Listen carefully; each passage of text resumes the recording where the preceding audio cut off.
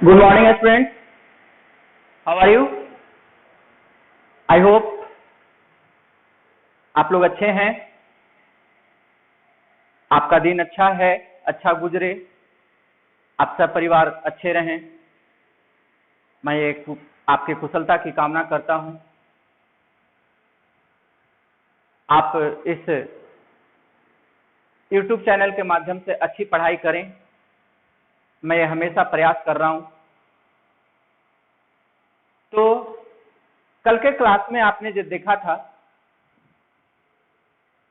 Packing efficiency, संकुलन क्षमता, और उसके बाद रवादार ठोस के घनत्व का निर्धारण।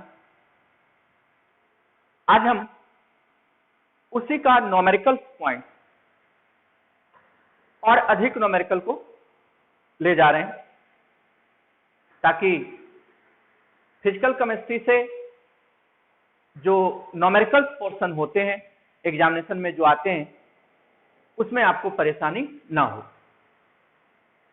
तो आज का क्लास न्यूमेरिकल है, ठोस अवस्था सॉलिड स्टेट का। देखते हैं, लगभग जो क्वेश्चन आज मैं आपको बताऊंगा वो किसी न किसी एग्जामिनेशन में, किसी ईयर 12th के एग्जामिनेशन में, बिहार बोर्ड में, सीबीएसई बोर्ड में, या किसी कॉम्पिटिटिव एग्जामिनेशन में पूछा हुआ ही क्वेश्चन है। आप उस चीज को देखिएगा, क्या वो आपके कॉन्सेप्ट में दिया हुआ है कि नहीं है, क्या आपके कॉन्सेप्ट से वो बाहर है। आप ये कमेंट्स में बताएंगे कि आपने जो थ्योरी दिया है, क्या उससे ये बाहर का क्वेश्चन था। ऐसा नहीं होना चाहिए। देखते हैं। तो पहला क्वेश्चन ध्यान दीजिएगा, सॉलिड स्टेट का न्यूमेरिकल पढ़ने जा रहे हैं। पहला क्वेश्चन है, तत्व X तथा Y से निर्मित एक रवादार ठोस के अवयवी कणों में X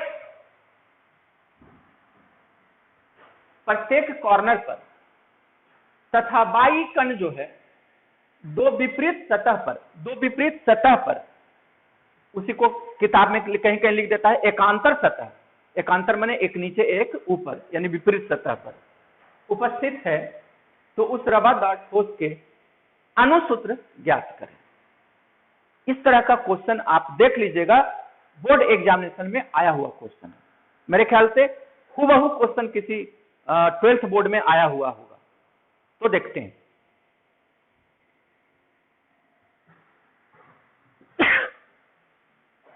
सॉल्यूशन आपने पढ़ा है, आपको बार बार बताए हैं कि जो क्रिस्टलाइन सॉलिड के अवयवी कण कहां कहां होते हैं। तो कॉर्नर पर, सतह पर, केंद्र में, कोने पर, कोर पर, इन सारी बातों से मैंने आपको पीछे अवगत करवाया था। इस क्वेश्चन में आपको कहां कहां पर है, तो कॉर्नर पर और सतह पर। कॉर्नर पर और सतह पर। तो आप जानते हैं कि कॉर्नर के प्रत्येक तो कॉर्नर कितने होते हैं, 8 होते हैं। और कॉर्नर का कितना, कॉर्नर पर जो अवयवी कण होते हैं उसका कितना भाग रवादार ठोस के निर्माण में भाग लेता है, 1/8 भाग। यानी आप कैसे न्यूमेरिकल बनाएंगे, जरा गौर कीजिएगा। कॉर्नर पर उपस्थित अवयवी कणों की संख्या 8 गुना 1/8 1 हो, या अवयवी कण परमाणु की संख्या लिख दीजिए।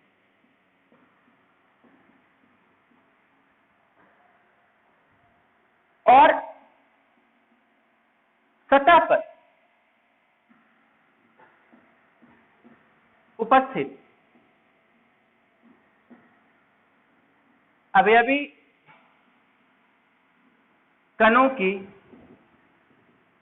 संख्या, तो सतह 6 होते हैं, लेकिन सभी सतह पर नहीं। कहां पर, दो विपरीत सतह पर, यानी 2 सतह पर है, एक नीचे और एक ऊपर। तो सतह पर कितने सतह पर है, 2 पर। और सतह का कितना भाग लेता है, 1/2, तो कितना हो गया, 1 हो गया। यानी यही चीज मूल बिंदु है यहां, यानी कि कॉर्नर पर टोटल परमाणु की संख्या, अवयवी कण की जगह पे परमाणु की संख्या लिख दीजिए। कितने हो गए? कॉर्नर पर एक और सतह पर भी एक, यानी आपको क्या निकालना है? अणुसूत्र। तो अणुसूत्र, एक तत्व कौन है? एक्स, और एक तत्व कौन है? वाई। एक परमाणु कौन है? एक्स, और एक है कौन? वाई। तो एक्स का कितना परमाणु? एक परमाणु, कॉर्नर पर है ना एक्स। अब वाई कहां है? सतह पर, और उसका भी कितना परमाणु? एक परमाणु। यानी अणुसूत्र x1 और y1, यानी कि उसका सूत्र क्या हो जाएगा? xy। आप ये जो 1 और 1 निकाले, वही एक, जैसे आप लिखते हैं ना NaCl, तो सोडियम का कितना परमाणु? एक परमाणु। और Cl का कितना परमाणु? एक परमाणु। MgCl2, तो मैग्नीशियम का एक और क्लोरीन का कितना? 2। तो टोटल X का कितना परमाणु भाग ले रहा है? एक परमाणु। और Y का कितना परमाणु भाग ले रहा है? एक परमाणु। तो सूत्र क्या होगा? x1 y1। उसी को हम 1 1 नहीं लिखते हैं, क्या लिख देते हैं? xy लिख देते हैं। कैसे आया 1 1 आया? तो कॉर्नर पर है, तो कॉर्नर का 8 गुना 1/8। अब सतह कितने सतह पर है? 2 सतह पर है, अपोजिट, एकांतर। तो सतह 2 पर है, और सतह का कितना भाग लेता है? 1/2 लेता है। तो 2 गुना 1/2 1 हुआ, यानी कि x और y दोनों के परमाणु की संख्या 1 1 है। इसलिए सूत्र क्या होगा? x1 y1। उसी को हम क्या लिख दिए? xy। कोई दिक्कत? लिख लीजिए। नेक्स्ट क्वेश्चन देखेंगे आप। एक तत्व का परमाणु द्रव्यमान 60 है, जिसकी संरचना FCC के अंतर्गत है, जिसके भुजा की लंबाई 800 पिकोमीटर है, तो घनत्व ज्ञात करें। ठीक है, तो आपको क्वेश्चन बनाने का तरीका मालूम है, तो हम इस बार क्या करते हैं कि सबको निकाल के लिख देते हैं कि क्या दिया हुआ है, क्या निकालना है। कैलकुलेशन आप खुद से कर लीजिएगा, हो सकता है तो ध्यान दीजिएगा। परमाणु द्रव्यमान यानी स्मॉल m कितना है? 60। FCC के अंतर्गत है, ये किस चीज को देता है कि इसमें टोटल परमाणु की संख्या कितनी हो जाएगी? 4। भुजा की लंबाई यानी a दिया हुआ है आपको कितना? 8। तो घनत्व ज्ञात करें, डेंसिटी बराबर भाग। तो आपको मालूम है कि डेंसिटी का फॉर्मूला n इंटू m गुना n गुना क्या होता है? f होता है। तो n मालूम है ना, m मालूम है। n एवोगाड्रो संख्या जानवे करते हैं, कितना होता है? 6.022। 10 के पावर कितना होता है? 23 होता है। 623 होता है। तो ये मालूम, ये मालूम, ये मालूम, ये मालूम, तो क्या डेंसिटी मालूम हो जाएगा? हो जाएगा। आपको केयर क्या करना है कि इस पिकोमीटर को हम चेंज कर देंगे कौन चीज में? सेंटीमीटर में। इसके लिए क्या करना होगा? 10 के पावर -10 से क्या कर देंगे आप? उसको गुना कर देंगे। कोई दिक्कत? बन जाएगा। चलें, ये कौन सी में है? पिकोमीटर में है। इसको हम कौन सी में चेंज कर देंगे? मालूम है ना, कौन सी में चेंज कर देंगे? सेंटीमीटर में। क्यों सेंटीमीटर में चेंज करते हैं? क्योंकि डेंसिटी का जो इकाई लिखेगा ग्राम पर cm क्यूब लिखेगा, और यहां कौन सी में है? पिकोमीटर में है। यही ध्यान देना इस न्यूमेरिकल में। ठीक है, आगे बढ़े। ओके, लिख लीजिए।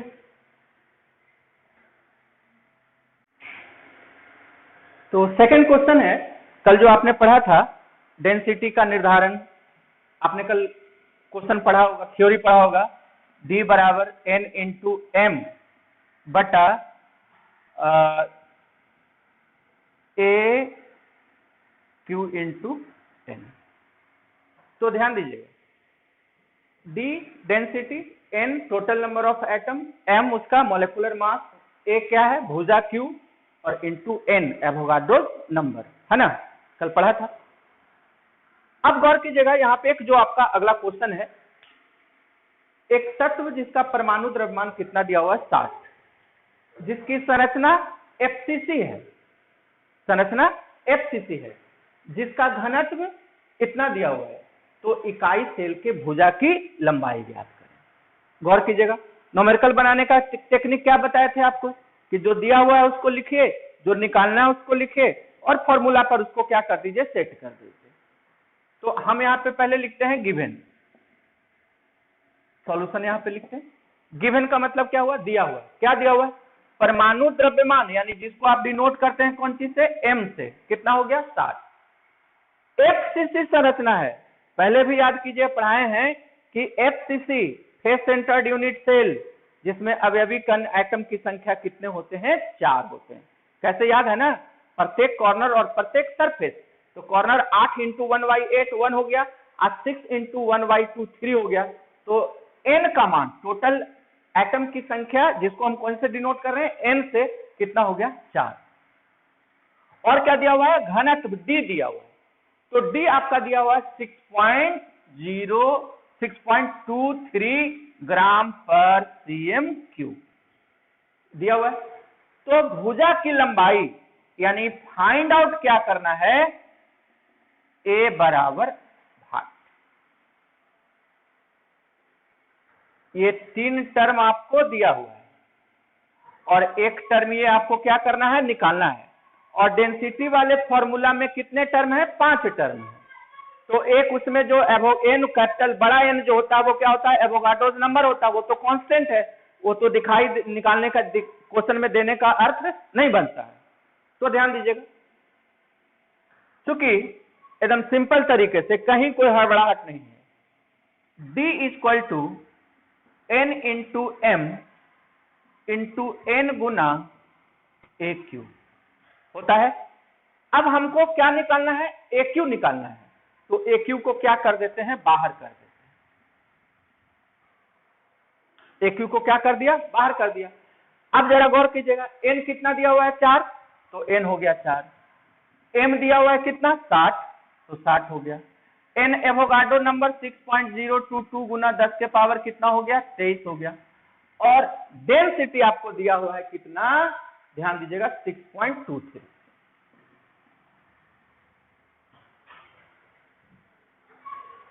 है ना। अब जरा गौर कीजिएगा, इसको जब आप कैलकुलेट कीजिएगा तो आपको ध्यान दीजिएगा 64 गुना 10 के पावर -24, इतना कौन चीज, सेंटीमीटर। क्योंकि यहां पर मास की लंबाई का जो इकाई यूज हो रहा है वो क्या यूज हो रहा है, सेंटीमीटर यूज हो रहा है। तो AQ बराबर 64 गुना 10 के पावर -24 सेंटीमीटर आया। इसलिए A का मान कितना होगा, तो A का मान हो जाएगा 4 गुना 10 के पावर -8, इतना कौन चीज, सेंटीमीटर होगा। ये आपका आंसर, ठीक है, इसको लिख लीजिए। नेक्स्ट क्वेश्चन आप देखिए, कहता है कि एक रवादार ठोस तत्व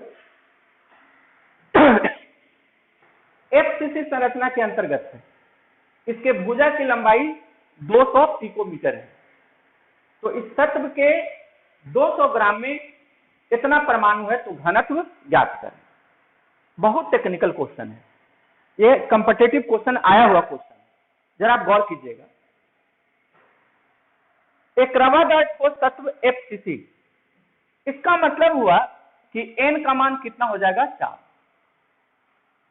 ठीक है। भुजा की लंबाई A आपको 200 पिकोमीटर है, इसको हम सेंटीमीटर में बदल देंगे।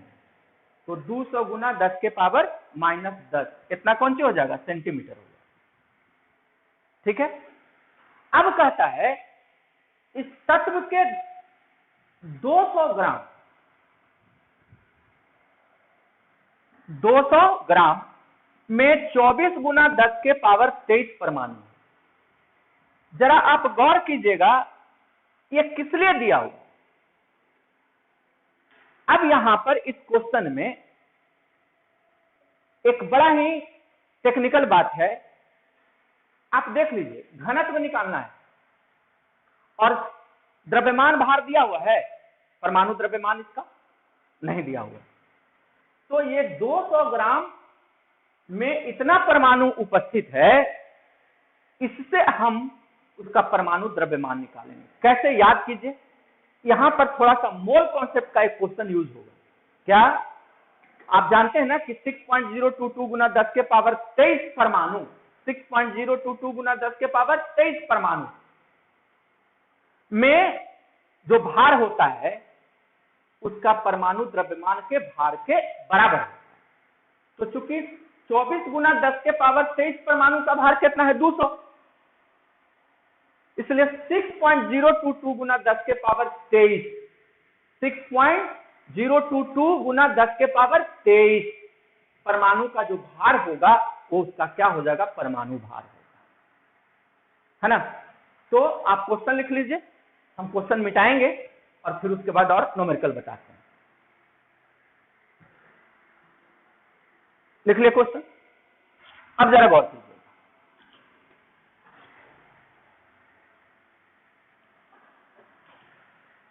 तो चूंकि एन दिया हुआ था, कैसे, एफसीसी था, और भुजा की लंबाई दिया हुआ था कौन सी में, पिकोमीटर में, उसको हम बदल दिए कौन सी में, सेंटीमीटर में।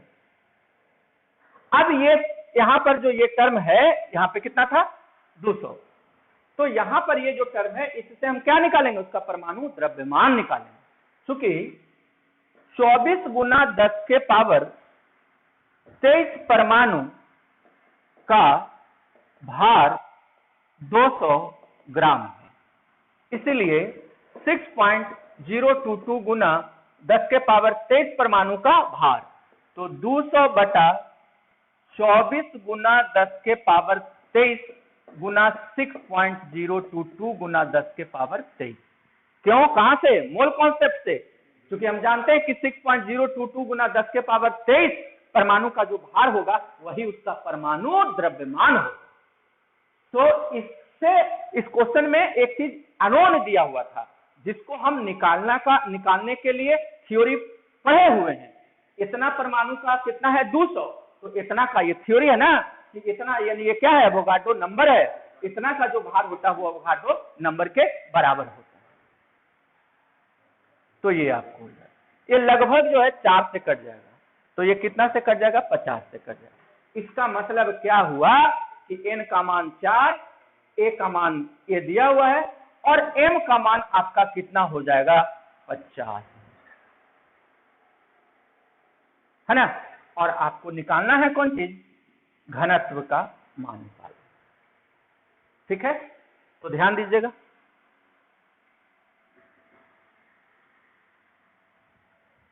ये कितना हो जाएगा आपका, 50 हो जाएगा। तो क्या निकाल देना है, घनत्व निकाल देना है। तो चूंकि जानते हैं कि D बराबर क्या होता है, n Guna m Guna n Guna a Q, तो n कितना है, 4, m कितना है, 50, n कितना, 6.022 गुना 10 के पावर 23, और a क्यू, a भुजा की लंबाई 200 गुना 10 के पावर -10, इसका क्या हो जाएगा, क्यूब हो जाएगा, ठीक है।